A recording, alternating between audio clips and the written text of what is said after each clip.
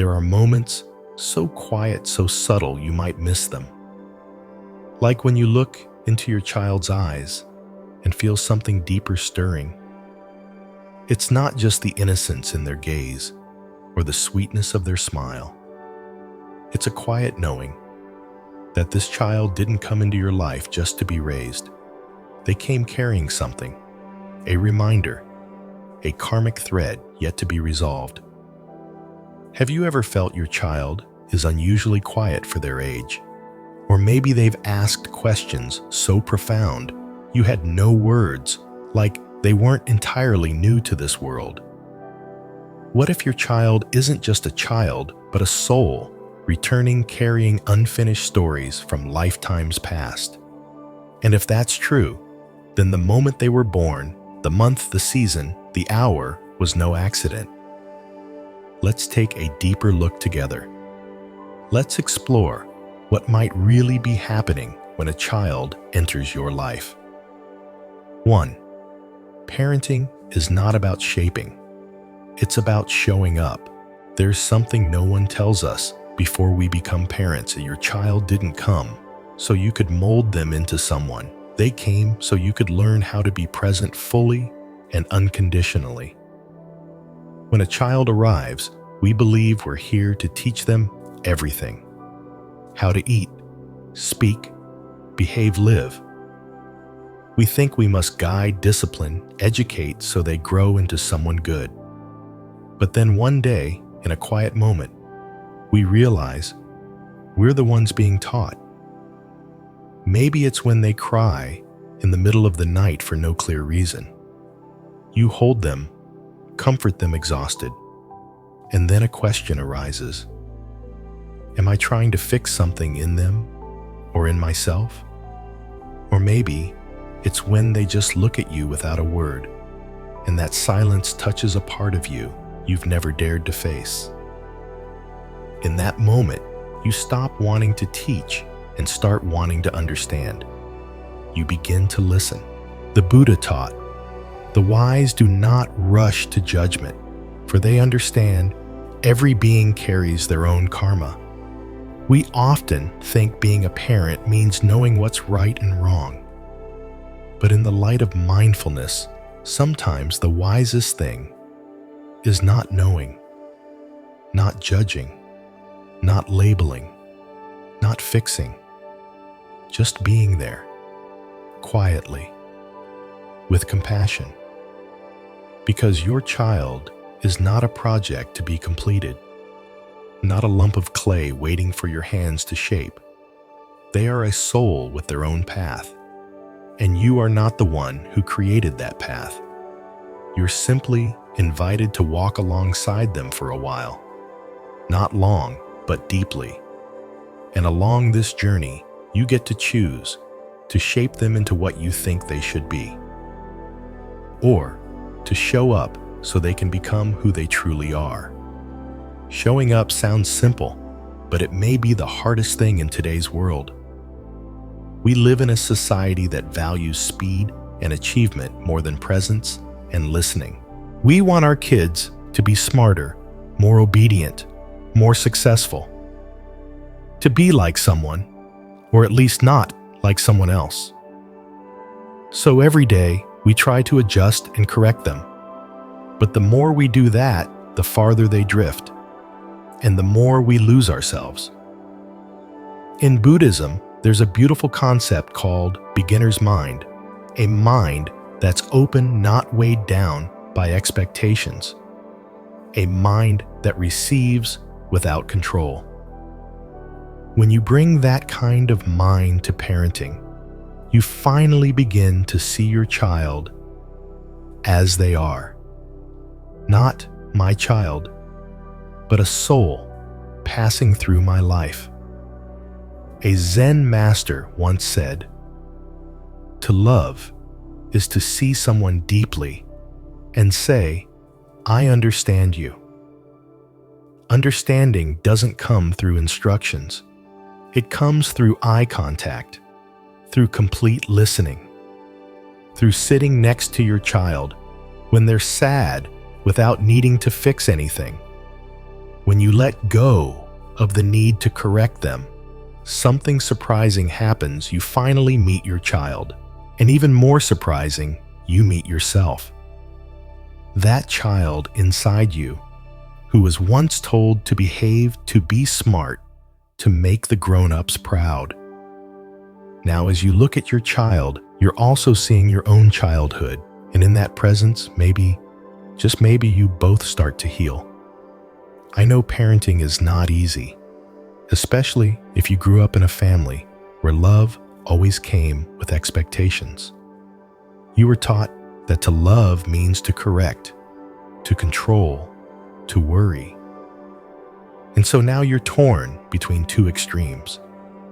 You love your child, but you're not sure how to love them right. But maybe love is simpler than that. Maybe all your child truly needs is for you to be present with a listening heart. Because children are not tasks, they are invitations. Invitations to stop trying so hard to be the perfect parent and just be the one who's here. The one who sees, hears, feels, and loves without condition. Maybe today your child is angry. Maybe they say things that hurt, but don't rush to fix. Don't rush to scold. Pause for a moment. Ask yourself, am I trying to fix my child or my own fear? Because when you stop to be present, you give your child the greatest gift of all, a safe space to be fully themselves. And in return, you receive something just as sacred, a chance to live from your truest heart. The Buddha said, when one truly sees another, they also begin to see themselves. And maybe that's the deepest purpose of parenting. 2. Children are mirrors of their parents' karma. I know. There are moments when you look at your child and wonder, why is this happening? You love them with all your heart. You try your best every day. You teach them everything you believe is right. And yet, there are times when they snap, act stubborn, stay silent, or pull away. And you find yourself feeling disappointed, angry, and sad all at once. Have you ever felt that way? Maybe you've quietly asked yourself, why are they treating me like this? Or maybe you said nothing, but felt a quiet ache, like a cut that goes deep without leaving a mark.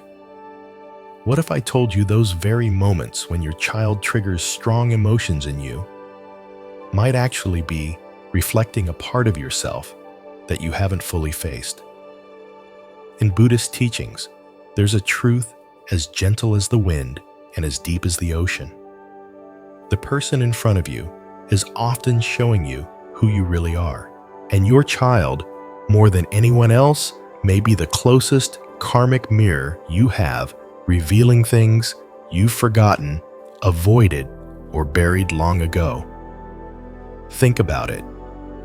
When your child yells, do you find yourself getting twice as angry? When they're scared or insecure, does it irritate you as if dragging you back to a childhood you'd rather not revisit? When they won't listen, does it feel like rejection, not because of what they did, but because of something deeper?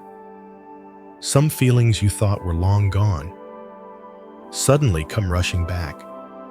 All it takes is one word, one look, one small action, and suddenly your child wakes up. Old memories in you, like a karmic bell ringing through time. In Buddhism, we don't see children as belongings or property. We see them as karmic connections, souls who've come into our lives for deep spiritual reasons. You may think you brought them into this world, but on a deeper level, it may be they who chose you to learn to love, to remember, and to help you see parts of yourself still waiting to heal. They're not just carrying their own karma, they're also messengers carrying pieces of yours. They come to read you a letter you once wrote, but forgot, because unresolved wounds always find a way to return, not as memories, but as people. The child you're raising might very well be the reflection of a younger, you still waiting to be heard. When your child panics at the thought of separation, perhaps it's your own fear of abandonment whispering through them. When they won't open up, maybe it's the fear of being hurt, one you've hidden for years. And when they rebel, perhaps it's the echo of your own suppressed no, a word you were once too afraid to say. In Buddhism, we call this karmic reflection, not a punishment, but a mirror. Not meant to hurt you, but to reveal what's unfinished within you. The question is, will you react or will you observe? Reaction is instinctive. You yell, you try to fix, you try to control. Observation is awakening. It begins with a pause, a deep breath, and a gentle question. What is this really touching in me? Where is this anger actually coming from? What old memory is being triggered through my child's behavior? This isn't weakness. This is strength. Because in Buddhism, strength isn't fixing your child. It's having the courage to look within when your child shakes something loose inside you. And I know it's not easy. Sometimes you'll feel like a door being blown open by karmic winds. You won't know where to begin. But remember, this truth will never hurt you. Avoiding it will. Your child didn't come to punish you. They came to help you see clearly what still needs to be healed. And in that light, if you dare to look, you won't just see your child. You'll see yourself. Have you ever noticed how your love for your child sometimes mixes with unexplained frustration? Have you ever overreacted only to feel regret later? If so, you're exactly where you need to be, facing an old karmic lesson that's ready to be seen, embraced, and transformed. Not everyone recognizes the gift that children bring, because that gift often comes wrapped in tears, challenges, and moments of deep discomfort. But if you're willing to open it with awareness, you'll find inside it a doorway to healing. In the Anguttara Nikaya, the Buddha once said, there are 4 kinds of people who come into our lives: the ones who bring us pain, the ones who help us heal, the ones who teach us love, and the ones who remind us to walk the path. Sometimes your child is all 4 at once. You don't need to be perfect to be a parent. You just need to be honest with yourself, especially in the moments when your child stirs something deep inside you. Because children are not just a responsibility, they are an opportunity to meet yourself again. 3. The timing of your child's birth was not an accident. Do you remember that moment when your child first entered the world? Not just the day, the month, the year, but the feeling in the air that day, the season. What was your heart like back then? Were you at peace or in turmoil, full of hope or quietly recovering from something painful? I'm not asking this to stir up old memories, but to gently invite you to hear something deeper. Your child didn't arrive by accident. They came at the exact moment they were meant to for both their soul and yours. In Buddhism, time isn't just numbers on a calendar. Time carries energy. Each moment is part of a karmic stream where certain conditions ripen so that something new can begin. A soul entering your life at that particular moment is part of that sacred convergence. Have you ever wondered if your child's birth month also carries a karmic message? One not only about them, but about what in you was ready to be seen each month Like each season carries its own flavor. The month of blooming flowers speaks of beginnings, generosity, and rebirth. The month of falling leaves whispers of letting go of harvest and sometimes of sorrow. The snowy month invites silence and stillness. The month of intense sunlight calls you to confront passion, both love and conflict. And your child was born into that kind of energy, not by chance. Maybe they came in spring when you were healing from a loss. Maybe in the quiet of winter when your faith had worn thin. But whatever the circumstances, their arrival was a karmic invitation for you to reflect, to open, to grow, or perhaps to let go. You might say, isn't how we raise them more important than the month they were born? But in the light of Buddhist teaching, everything carries karmic meaning. Your journey with your child began not just when they were born, but when their soul chose to enter your life through your circumstances and your timing. As the Buddha taught, every encounter happens when the causes have ripened. Not sooner, not later, just right on time. Your child arrived at that moment not because of randomness, but because your soul was ready, even unconsciously, to learn something. Maybe a lesson in letting go of expectations, maybe learning to love unconditionally, or maybe learning to forgive yourself. Have you ever noticed that when your child came, your outer life was shaken, but your inner life began to deepen? That what you used to avoid was suddenly right there, reflected in their eyes. That you began to ask, who am I beyond being a parent? How far have I drifted from my true self? What needs to change, not for my child to be happy, but for me to finally heal? If you've ever asked those questions, then your child's birth month has already done its job. It's not just a number, it's a doorway, a portal where one soul enters and another awakens. In Zen, we speak of perfect timing. The flower blooms only when the soil is warm enough, the sky clear enough, the wind gentle enough. You can't force it, and you can't stop it either. Your child came in that particular month because the karmic conditions were just right. So don't just look at the calendar. Look at yourself in that season. Who were you when they arrived? What were you holding, faith or fear, ease or pain? That answer may reveal what your child truly brought into your life. Not just a new being, but an invitation to live more honestly. And never forget, your child didn't just enter your life. They entered your heart. They came with a map, and you are a part of that map. Not to guide them, but to be illuminated by them. Maybe the month they came was during a major change, a job loss, a divorce, a death in the family, or simply a long stretch of emptiness. And they arrived like a small flame. At first just a cry, a breath. But slowly, that flame lit corners of your soul you thought had long gone dark. Have you ever considered maybe your child didn't come so you could start your life over, but so you could continue it in a truer way?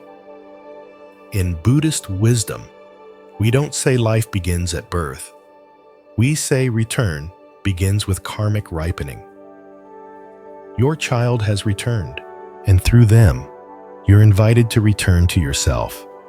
That birth month, it's not just about them. It's about you, where you stood when two souls met, and a lesson so deep it can't be put into words began to unfold. You don't need to decode the month like astrology. You just need to listen like a soft knock on your heart. Place your hand on your heart and ask, my child came during that month. What part of me was ready to be seen? If you're willing to ask, to listen, to look back, you'll know. It wasn't random. Your child wasn't random. And the love you gave from that very first moment was always part of the universe's plan, woven from karma destiny and deep compassion. 4. Sometimes a child doesn't come to bring you peace, but to awaken something you've forgotten. Have you ever asked yourself, why is being a parent so exhausting? You love your child. You try your best every single day. But sometimes, instead of peace, your child brings you chaos. Tears, tantrums, resistance, questions that leave you speechless, behaviors that push you beyond your limits. And then you find yourself drained, a little hurt, deeply unsettled. You wonder, why is this so hard? What am I doing wrong? But if you pause, truly pause, you might realize maybe you've done nothing wrong at all. Maybe your child didn't come to bring you comfort. Maybe they came to awaken something within you, something you've forgotten. In Buddhism, we don't see disruption as trouble. We see it as the movement of karma, because karma doesn't just cycle back to repay. Karma moves to open, to remind, to gently bring you back to what needs to be seen. Maybe your child doesn't always listen, doesn't meet your expectations, isn't as easy as other children. But within all those moments of struggle, there's a profound lesson, not for your child, but for you. Have you ever considered that you might be searching for peace in the wrong place? Real peace doesn't come from everything around you being in order.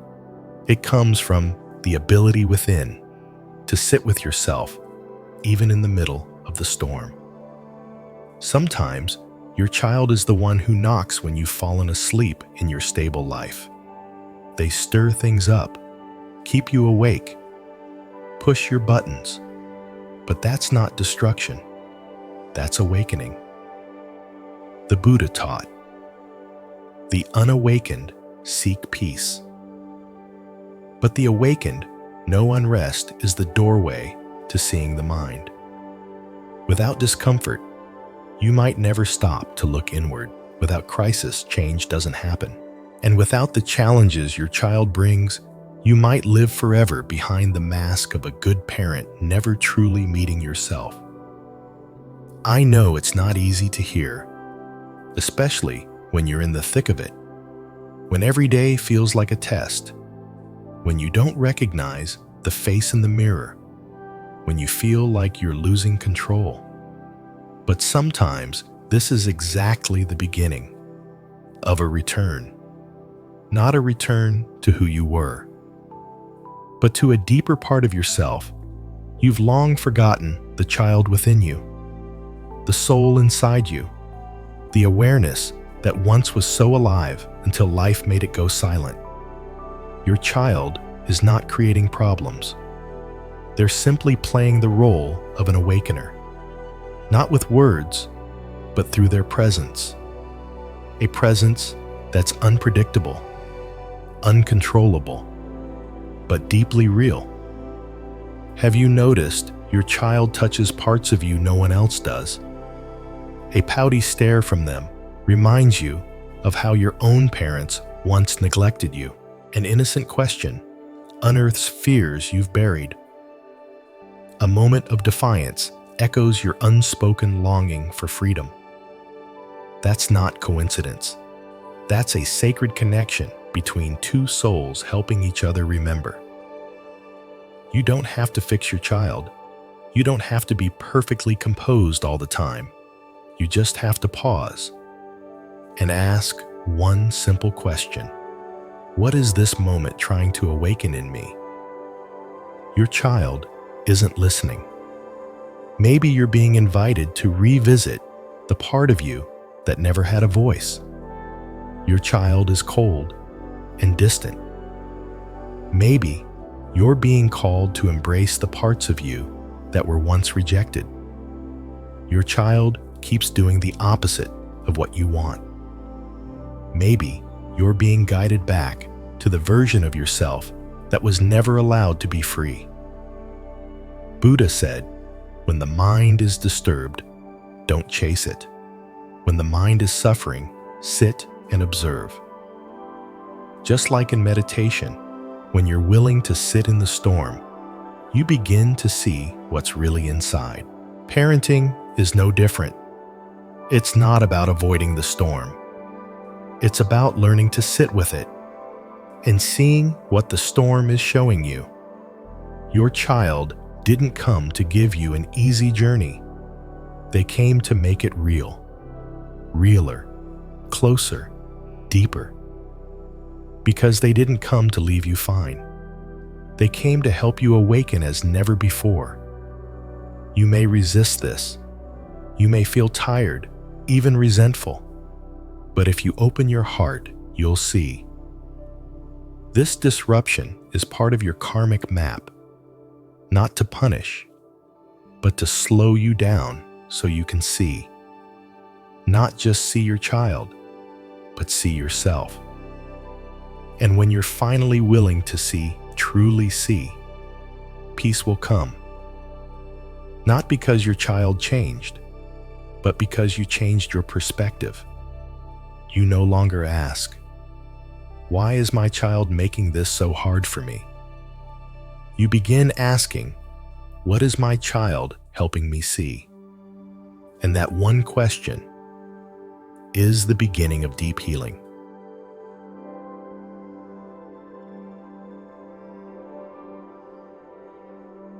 Five, parents don't carry their children's karma. They hold sacred space for it. As a parent, one of the most heartbreaking things you might ever experience is watching your child suffer, knowing there's nothing you can do to take their pain away. Have you ever felt that when your child fails, when they're rejected, when they're confused, rebellious, or silently hurting? And you're just standing there, powerless, wishing you could trade places. If only I could take their place. If only I could do something, anything, to keep them from going through this. These thoughts are only natural, because a parent's heart always speaks before logic does. You love them so much, you'd bend the laws of fate just to spare them from one more moment of pain. But my friend, through the eyes of the Dharma, there's a gentle yet profound truth. You cannot carry your child's karma, but you can hold space for them to walk through it with presence and mindfulness. To hold space, not to change their path, but to be the ground beneath their feet when the road gets unsteady. Like a small lantern quietly lit along the path, not to walk for them, but to be there unwavering when they lose their way. The Buddha once said, each person must walk their own path. No one can walk it for them, but we can walk beside each other with loving kindness. You can't remove your child's karma, because every soul enters this life carrying its own journey, its own karmic blueprint, woven through lifetimes before this one. No matter how much you love them, you cannot pull that karma from their hands. But you can be their guardian. Not a guardian of control, but a guardian of presence. Not one who dictates the path, but one who protects the space of peace around them as they walk through the storms of life. Have you ever noticed that sometimes your child doesn't need you to fix the problem? They just need you to sit there. No lectures, no reactions, no trying to make it all go away, just listening with an open heart. That is what spiritual holding looks like. It's when you stop trying to fix, stop trying to save, and instead you quietly stay present so they know I'm not alone. In Zen, we often say, when one person holds mindfulness in a room, the whole space becomes healing. You can be that mindful presence in your home, for your child, especially when they fall. Because no matter how fiercely you want to protect them, your child will still need to go through their own lessons. There will be times they won't listen, times they take a path you don't agree with, times when you know they're heading toward pain and you can't stop it. And in those moments, the hardest thing is not to intervene. It's to let go. Letting go doesn't mean giving up. It means understanding. This path must be walked, not avoided. And through that walk, their soul will finally grow. Maybe you remember being young yourself. How many times were you warned, advised, and still chose to go your own way? Sometimes you fell. But those very falls made you who you are today. Maybe your child needs that too. To hold space for their karma is not to bind them with love. It's to let your love become an open field, a space they can rebel, fall, learn, and return to. You are their shelter, not their cage. You are their root, not the rope that holds them back. When you hold your mindfulness this way, you begin to see. Your child is not just suffering their karma, they're transforming it, not to be defeated, but to complete what was left unfinished from lifetimes before. There's a passage in the Samyutta Nikaya: Karma does not disappear, but it can be transformed through right view and right mindfulness. That means your child will still face what they're here to face. But if you are there not to do it for them, but to see with them, feel with them, believe in them, then even hardship becomes a doorway to awakening. You are the one holding the lamp, not to show the way, but to remind them there is always light. You don't need to know how far they'll go or how fast. You just need to hold the energy of trust and compassion. And that alone might just create a field of wholesome karma, not to erase their pain, but to give them the strength to walk through it with more awareness. You don't need to pull them out of the storm. You just need to be the place they can come home to when the storm passes. And in doing so, you've done more than carry their karma. You've become part of their soul's awakening. So, if you're in the middle of a hard season with your child, pause. Don't try to fix. Just hold space in silence with the quiet trust that they are walking their part of the path.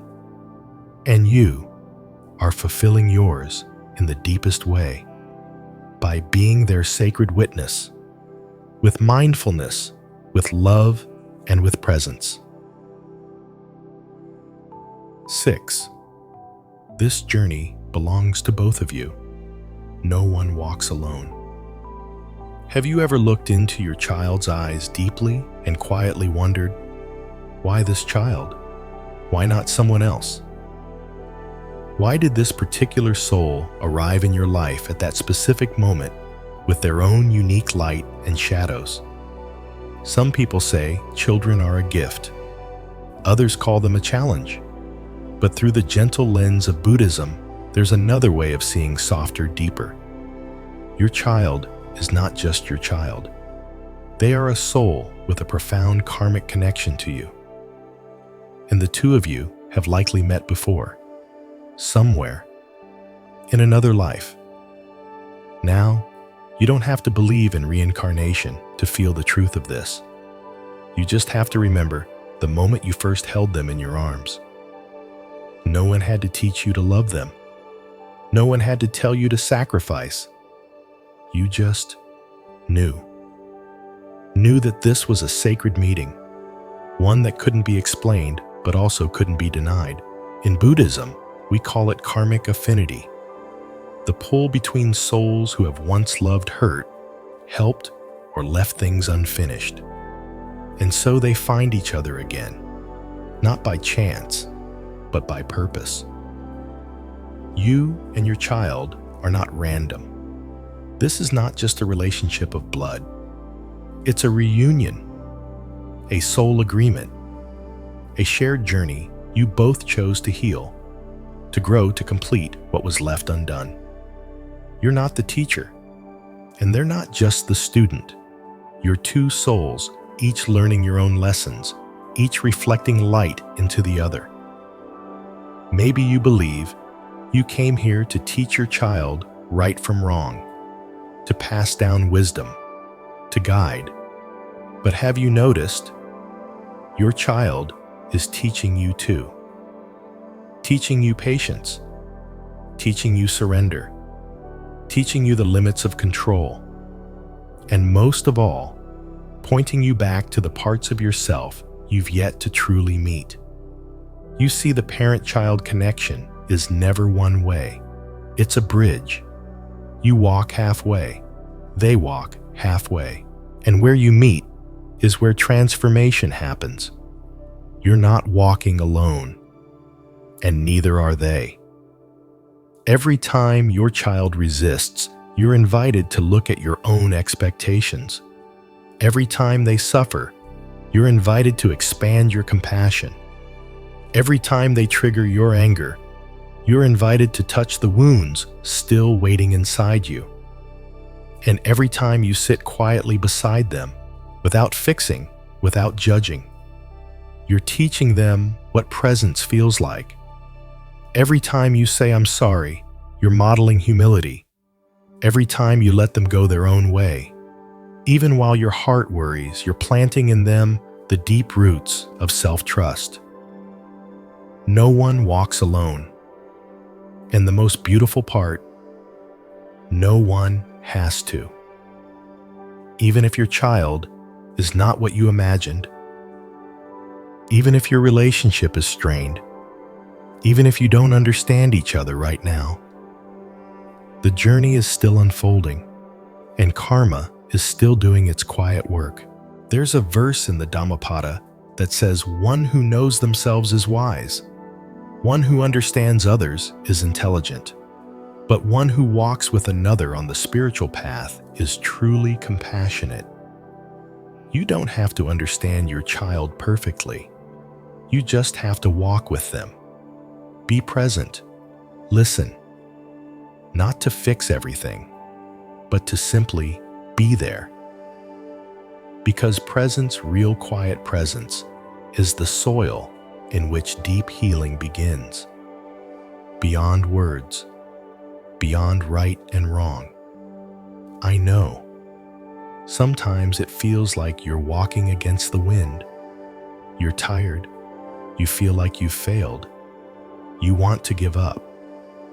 But if you look closely, you'll see your child is trying too.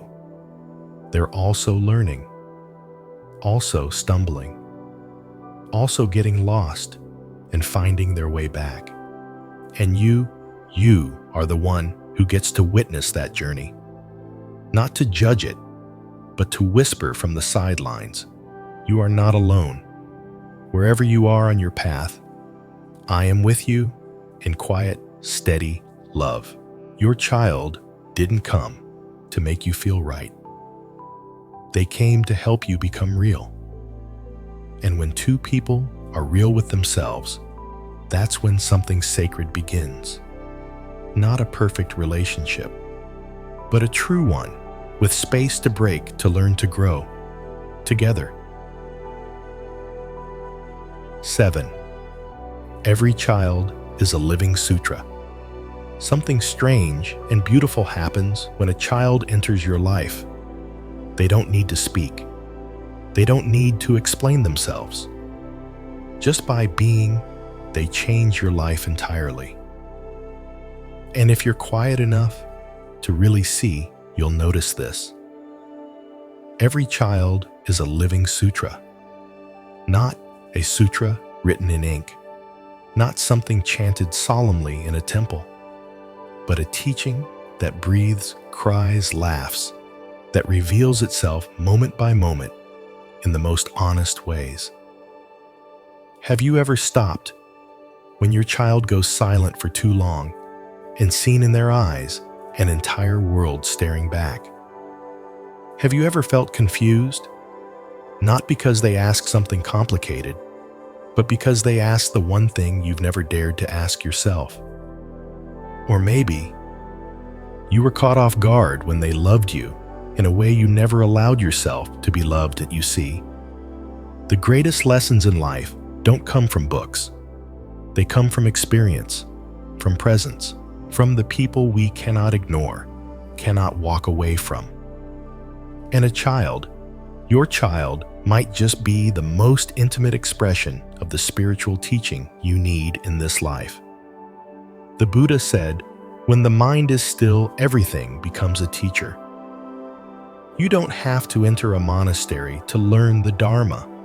Right here in the messiness of your own home, with the laughter, the tears, the chaos, you are already standing in the middle of a sacred classroom and your child. They are not simply someone to teach. They are a living lesson delivered not in words, but in presence. Yes, we were all raised to believe that parenting means teaching our children to become good people, to guide, to shape, to correct. And yes, that's part of it. But if that's all you see, you'll miss the most precious part that your child is teaching you every single day. Not through theory, but by bringing you face to face with yourself. When your child gets angry, do you learn to stay calm? When they disobey, do you learn to be kinder to your own imperfections? When they fail, do you learn to let go of your need to control? That's not parenting. That's practice. And your child, they are the sutra that's being revealed to you, line by line, day by day, gently, quietly, but profoundly. You might ask, how can a child who doesn't understand life teach me anything? I would ask you back, do you fully understand yourself? Maybe you're still living with unspoken wounds, old patterns, automatic reactions you never questioned. And then this little being arrives, not to advise you, but to mirror you like a clear, honest mirror. In meditation, we often say, we don't sit to gain anything. We sit to see what's already there. Parenting is the same. You're not here to succeed in a role, you're here to see what truly needs healing. And your child, they walk beside you on that healing journey, quietly, steadily. Every time you lose your temper, you meet your limits. Every time you apologize, you meet your humility. Every time you listen, instead of lecturing you, come closer to unconditional love. You don't have to do anything grand. You just need to be present and let that child lead you back to yourself. Because every little soul carries a message, a question, an invitation to live deeper, softer, more honestly. You might not see it right away, because living sutras aren't written in ink. They're written in tears, in laughter. In those moments when you think, I have no idea what to do now. But if you keep your heart open, one day you'll realize this child, this small, beautiful presence, was the teacher quietly walking with you through the very parts of your life you never had the courage to face. And when you see that, you'll start to cherish the moments when your child pushes your buttons, when they don't listen, when you feel like you failed as a parent. Because you'll understand, you're not failing, you're learning. And that lesson, it's not from a book. It's from a small beating heart sitting right across from you every single day. 8. Parents don't need to be perfect. Just present with compassion. Have you ever asked yourself, am I doing enough? Am I doing this right? Am I a good mom, a good dad? If you've ever had thoughts like that, you're not alone. Most of us at some point on the parenting journey carry a quiet, persistent fear that we're not enough, not patient enough, not understanding enough, not present enough. So you try harder, every day, to play a role no one really taught you how to play. But here's something I hope you'll take deeply to heart. You don't have to be perfect. You just need to be present. Present with a heart that's listening. Present with compassion that doesn't judge. Present with mindfulness that's alive in each moment.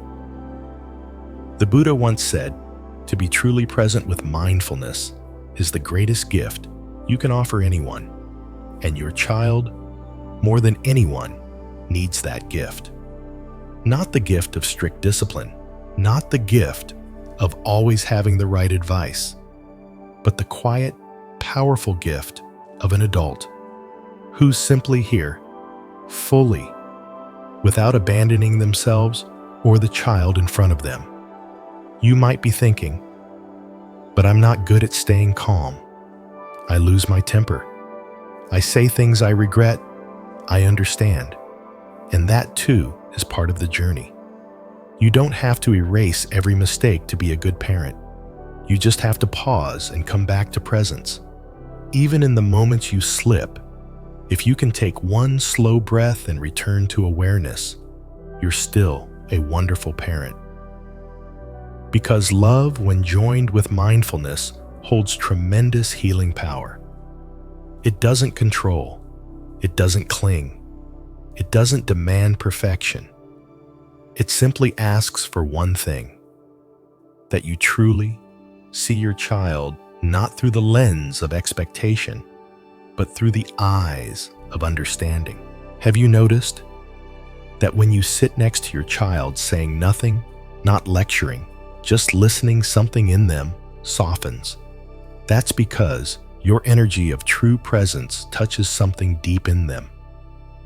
No words can replace that. In Zen, there's a saying, when you're fully present, nothing more is needed. Presence, when rooted in compassion and mindfulness, is an act of healing. And that's especially true in parenting. You don't need to fix your child. You just need to see them, accept them, love them as they are. No rushing to correct. No striving to be a perfect role model. Just you exactly as you are, with honesty and an open heart. Do you know what your child will remember? Not all the lessons you tried to teach, but the way you listened when they were hurting. The way you didn't walk away when they acted out. The way you softened when you could have yelled. Those moments when you were not perfect, but you were real. And in that realness, they felt your love. I once heard a mother say, I don't have the words to say all the sweet things, but I've never walked away when my child cried. I just sat there, put my hand on their back, and breathed with them. You see, you don't have to say much. You don't have to do anything dramatic. Just don't abandon yourself or the child who longs to be seen. I know some days you feel drained. Some nights you think I have nothing left to give. But even then, if you can pause, close your eyes for a moment, and take one deep breath, you'll find something still glowing inside your loving heart. And when that heart is lit with mindfulness, it can go far reach deep and heal more than you realize. The Buddha once taught, wherever your mind dwells, that is where your life takes root. And I would add, when your heart is present with your child, they will know they are loved. You don't need to have all the answers. You don't need to solve every problem. You don't even need to hide your exhaustion. You just need to give yourself permission to be present, truly present with compassion and a heart learning to open day by day. Because in this noisy world where everyone is trying to be right, to be smart, to be perfect, a person who can sit quietly with themselves and listen to a child with full awareness is doing something truly noble. And sometimes that noble act begins with something very small. You sit down, you don't say anything, you gently place your hand on theirs, and you're there, truly mindfully there. At 9. Children who arrive during crisis often carry the strongest message. Have you ever looked back on the moment your child came into your life and realized it was also the moment your world was quietly falling apart? Maybe you had just walked through a storm, a divorce, a loss, a door closing before you knew what would open next. Or maybe on the outside things seemed fine, but inside you felt empty. Questions with no answers, a stillness that wasn't peace, but confusion. And then the child arrived. Have you ever asked yourself, why did my child come when I was at my weakest? Why not later, when I was more stable, more ready, more at peace? But my dear friend, in Buddhism, nothing is ever random. Some children arrive in the sunshine and bring even more light, but some choose to arrive in the storm. And they don't just arrive, they strike like lightning to awaken your soul. Because crisis isn't just chaos, it's karma cracking open. It's when the fractures in your life become visible. And strangely, it's the perfect opening for a new soul to walk in. Not to fix you, but to walk with you. To guide you through the storm, not with instructions, but with presence. You may not see it right away, because when life is falling apart, we just want to survive. We try to hold everything together. We fight to keep control. But your child didn't come to hold things together. They came to make things more real. And in that realness, there will be chaos. There will be tears, sleepless nights, moments of panic. But if you have the patience to truly listen, you'll realize that child brought a message. One no one else could deliver.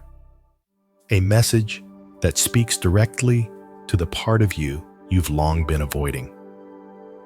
Have you ever noticed that children born during a crisis often carry an intense, mysterious energy? They're sensitive.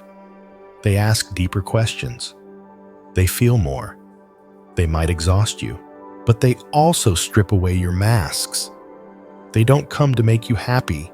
They come to shake you in ways only they can. Buddha once said, when suffering comes, don't be so quick to push it away. It may carry the seed of your awakening. And I believe when a child chooses to enter your life during a crisis, it's because their soul is brave enough to be born into your storm. And maybe, just maybe, you and that child made a vow a long time ago, a sacred agreement that said, when you are lost, I will come. Not to rescue, but to remind.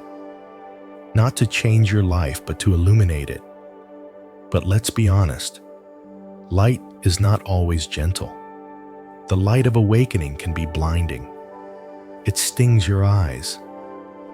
It exposes what you've been hiding, your fears, your regrets, the dreams you buried, the wounds you thought had healed.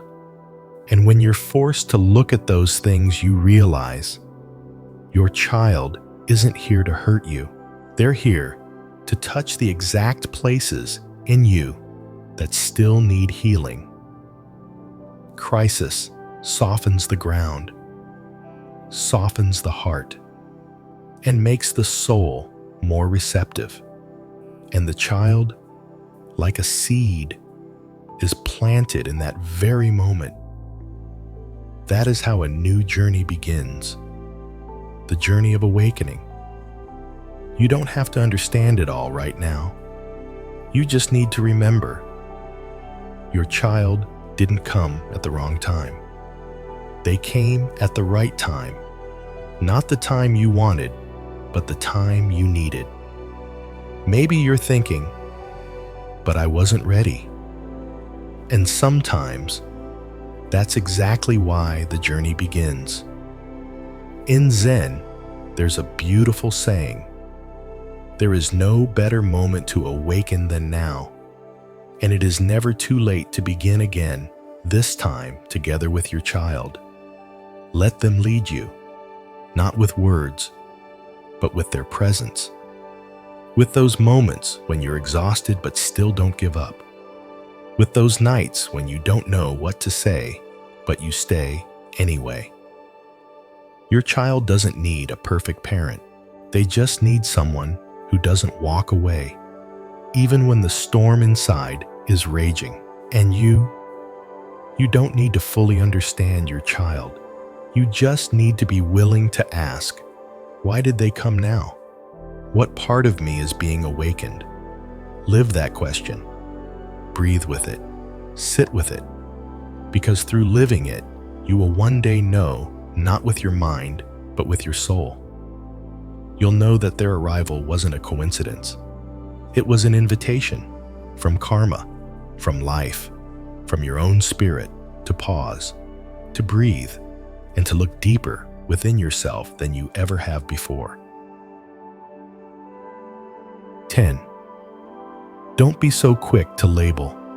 Observe with an empty heart. Have you ever let out a deep sigh when your child didn't listen? When they gave you one-word answers or just shut the door behind them? When you asked a simple question and all you got was silence or maybe just a shrug, and your mind instantly went, so stubborn, so disrespectful. They just don't care. In that moment, you gave it a name. You slapped a label on that behavior, and you told yourself you understood your child. But my friend, understanding is not about labeling. True understanding doesn't come from pinning adjectives onto actions and locking them in place. In the light of Buddhist wisdom, to understand is to drop every assumption and simply see things as they are. The Buddha taught, when the mind is full of ideas, we only see what the mind wants to see. When the mind is empty, we begin to see the truth. And nowhere is this more needed than in how we see our children. Because some things your child is trying to express can't be spoken in words. Sometimes they breathe through silence. They cover their pain with defiance. They act confusing just to see, will anyone stay long enough to try and understand? You don't need to be a psychologist to decode your child. You just need to be present and resist the urge to label too fast. Because every time you label them, you shrink the space between you. You no longer see a soul navigating life the best way it knows how. You just see a difficult child. And when that happens, your curiosity disappears. You stop being soft. You stop listening. You become the one who already knows, and people who think they already know stop truly hearing. Can you remember your own childhood? The time you cried and they said you were too sensitive. The time you froze from fear and they called you shy. The time you just wanted a hug, but they accused you of being needy. Those labels may still live in you. And now, if you're not mindful, you might pass them down like an unconscious inheritance. Some souls are deep. They don't express easily. They see the world with eyes older than their years, and that makes them easy to misunderstand. They get called withdrawn, distant, too serious. But if you looked a little deeper, you'd see every behavior is a message, a signal sent from within, from a place without words, where only raw emotions exist. Your child might be speaking to you without saying a word. The real question is, are you listening with enough depth to hear? In meditation, you're not doing anything. You're just breathing and observing, and slowly you begin to see what you hadn't seen before. Parenting is the same. You don't need to fix your child all the time. You just need to be fully present with an empty heart. No assumptions, no ready-made answers, just presence. Because an empty heart is not an absent heart. It's a heart that isn't clouded. It's open enough to let your child be fully who they are before you try to shape them into someone else. As one Zen master once said, a tree grows when you stop pulling it, and your child is just that, a seedling becoming a tree. They don't need to be pulled. They need to be seen, to be trusted, to be allowed to grow in their own way. I'm not saying you should be passive. I'm saying observe more gently. Ask before you judge. Take a breath before you react. Because that child, they are not a problem. They are a living expression of a soul learning how to be in this world. And sometimes silence or even resistance is the best they can offer until they learn another way. You may wonder, if I don't step in, won't they go off track? But you know, your presence, if it's loving enough, spacious enough, becomes a quiet compass. It doesn't force them to turn around, but it whispers. No matter how far you go, there is a place where you are deeply seen without judgment. And for a child, that means more than any lesson you could teach. You don't have to say much. Just sit beside them. No expectations, no conclusions. Just let your eyes say, I'm still here. And I'm learning to understand you, not to fix you. That's not weakness. That's the strength of someone who has mastered the art of seeing with the heart wide open. 11. Every child is a gateway back to yourself. You might have never thought of it this way, that your child, with their crying, their defiance, their endless questions, or those deep searching eyes, isn't just a glimpse of the future. They're a doorway leading you back. Not back to a place, but back to something that once lived in you. A piece of memory, an old dream, a wound buried so long ago that even you forgot it was still there. Have you noticed? Sometimes a simple moment, a look, a question, a refusal can shake you deeply, not because it's huge, but because it touches something ancient inside you. Maybe it's a wound from when you were a child. Maybe it's the memory of wishing someone would listen, but no one did. Maybe it's a dream you once chased, but life pulled you too fast in another direction. And then this child comes along. Not knowing what you've buried, they simply touch it, unintentionally, gently, but truthfully. And you remember. You remember the part of you that once wanted to cry, but wasn't allowed. That wanted to speak, but was silenced. That longed to live freely, but was confined by shoulds and musts. Your child didn't come to hurt you. They came with an invitation to walk through that long closed door, the one you thought you didn't need anymore. But the truth is, you're still in that room. You've been there so long it just feels normal. Sometimes in meditation, we don't discover anything new. We rediscover what has been within us all along. And parenting, when done with mindfulness, is like a deep meditation. Not done alone, but with a living mirror beside you every day. Each time your child doesn't listen, you might see your younger self wanting to follow your heart, but told to be good. Each time your child pulls away, you might remember shrinking into silence because no one asked if you were okay.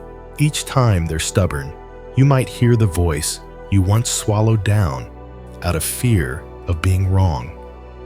You may think you're raising your child, but in truth, your child is also raising a forgotten part of your soul. Buddha taught every person is a gateway. When the mind is unobstructed, everyone we meet can lead us back to our true heart. And the one you meet most often is that child. You don't need to analyze everything they do. Just notice what moves in you every time they appear, because that is where you are being called home. You don't have to heal your child first. You have to walk through your own gateway. Only then can you truly walk with them.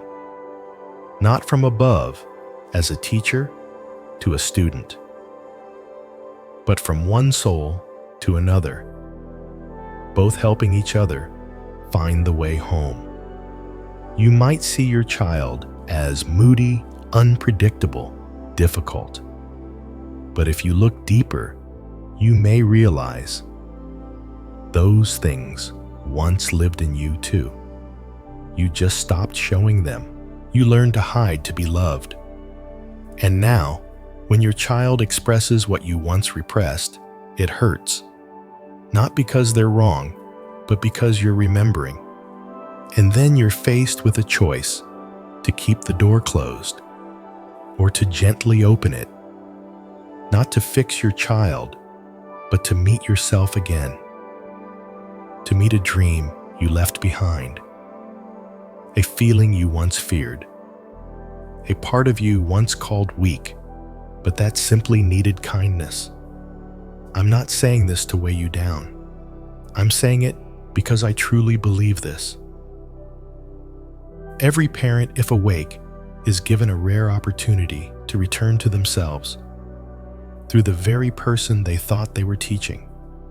And if you're brave enough to walk through that doorway, you'll see that healing doesn't begin with your child. It begins within you. When you soften, your child softens too. When you look deeper, your child learns to face their truth. And when you stop running from yourself, your child feels safe enough to be who they are. Thank you for listening all the way to the end of this journey. If these words made you pause or stirred something inside you that you'd forgotten, maybe that's your inner voice gently calling you back. You are not alone on this path of awakening. Every step you take weaves a trail of understanding and compassion for yourself and for those you love. If the messages from Buddhism Seed speak to you, please subscribe, like the video, and share it with someone who may need a breath of stillness in their life. And most of all, I'd truly love to hear your story. Please leave a comment below. This space is for you.